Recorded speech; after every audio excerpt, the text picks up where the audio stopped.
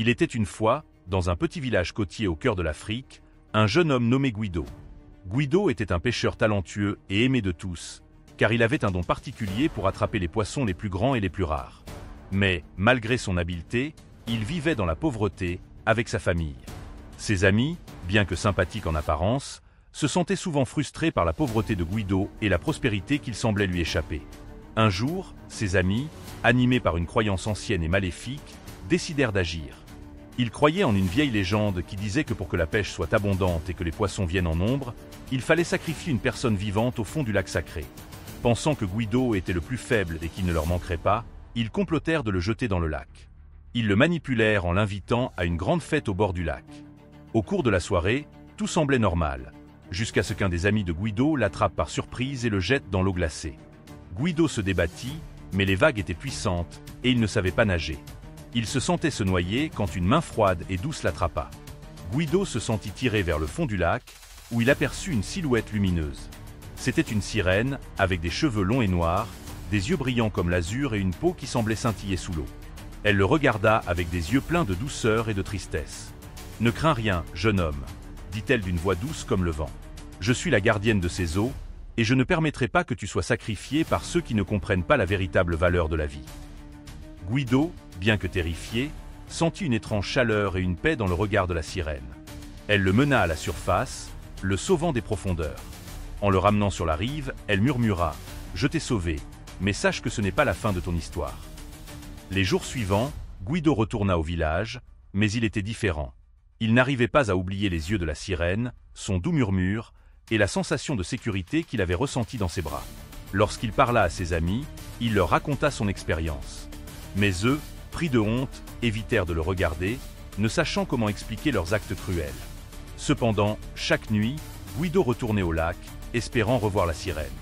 Un soir, alors qu'il se tenait près de l'eau, il entendit une voix familière l'appeler. « Tu es revenu, » dit la sirène, émergeant des eaux comme un rêve. « Je ne peux pas te quitter, » répondit Guido, éperdument amoureux. « Tu es celle qui m'a sauvé, et je ressens un lien entre nous, plus fort que tout. » La sirène sourit et lui expliqua alors un secret vieux comme le monde. « Je ne suis pas simplement une créature des eaux, Guido. Je suis le reflet des âmes pures, de ceux qui sont destinés à s'aimer au-delà des frontières.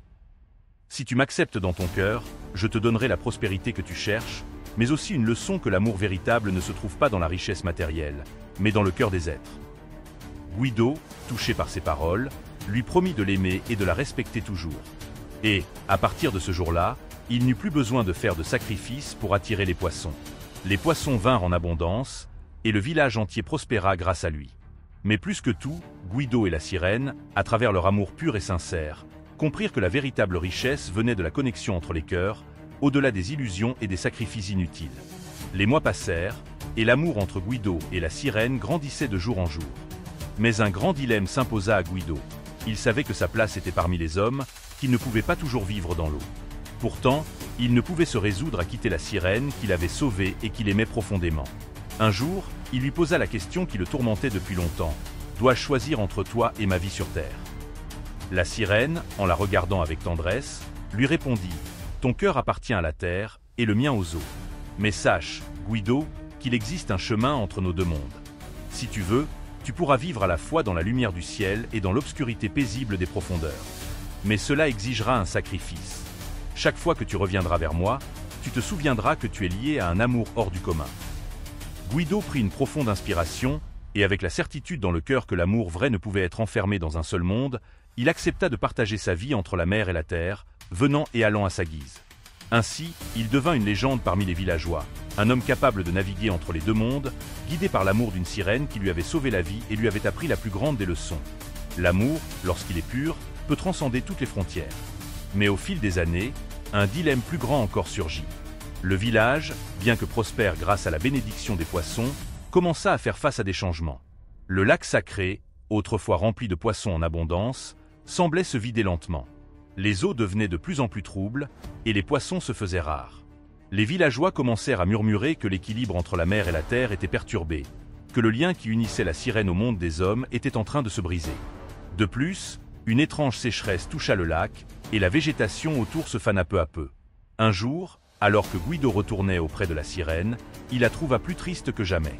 Ses cheveux noircis par les eaux semblaient perdre leur éclat, et ses yeux, jadis brillants comme l'azur, étaient maintenant d'un bleu profond, comme une mer calme avant la tempête.